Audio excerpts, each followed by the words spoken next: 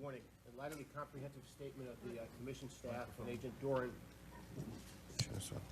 in light of the comprehensive statement of the Commission staff and Agent Doran, I'd just like to emphasize 3 points. The first point is that I think we sometimes fail to appreciate how well trained the Al-Qaeda network is and how they go about their intelligence gathering. And I think a couple of examples illustrate the point. Many of us might think of terrorists as some sort of almost like a street gang, not that street gangs aren't very dangerous.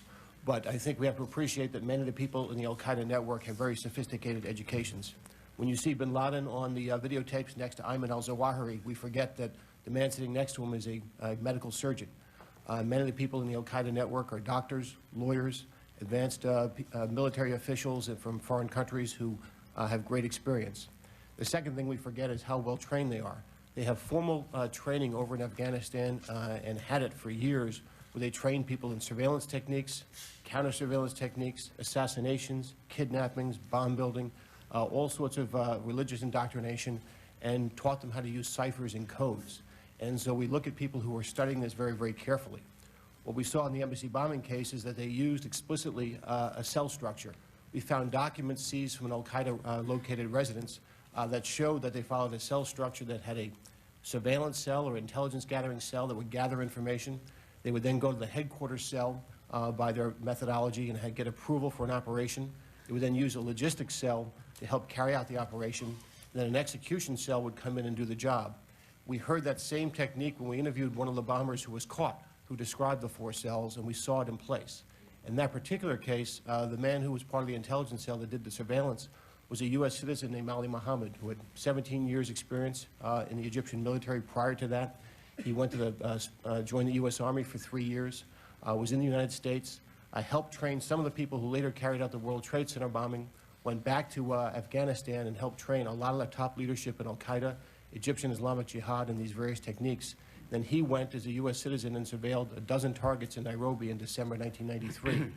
The headquarters cell was then bin Laden and others sitting in the Khartoum in the Sudan. They actually looked at files and photographs and approved the operation. The surveillance itself was first done in December 1993, 5 years before the attack, which shows a level of patience and planning that we don't expect from a non-nation state.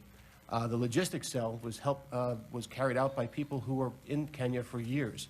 Some were fishermen, some were in the gemstone business, and a critical person was a U.S. citizen running a charity in Kenya.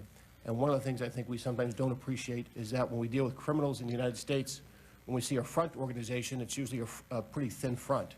I remember a mob case in New York where someone went into a cafe to order a cup of coffee, and they said, "We don't serve coffee here." And it was pretty obvious that the cafe wasn't a cafe.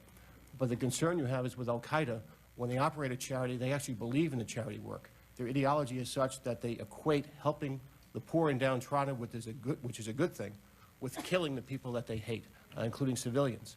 So the people actually do lots of charity work. So if someone went to inspect a charity, they would see records, they would see orphans being treated, they'd see medicine being shipped, and that's what gave it great, great cover.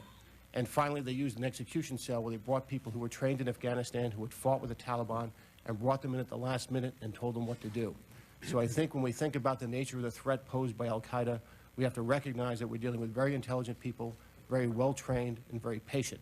And the other thing we need to do is recognize that they recognize who we are and what our strengths and weaknesses are. And one of the things they plan and train to do is to exploit our weaknesses.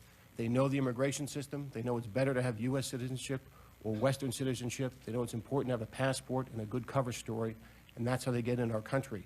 And the other thing they appreciate is what they can learn from the media in terms of gathering information, both publicized or leaked, that shows how we go about doing our business, and they know how to manipulate the media, both in terms of propaganda and terrorizing our population. So it's a very serious problem. We all obviously know that from the tragic lesson of September 11th, and I'll be happy to answer any questions.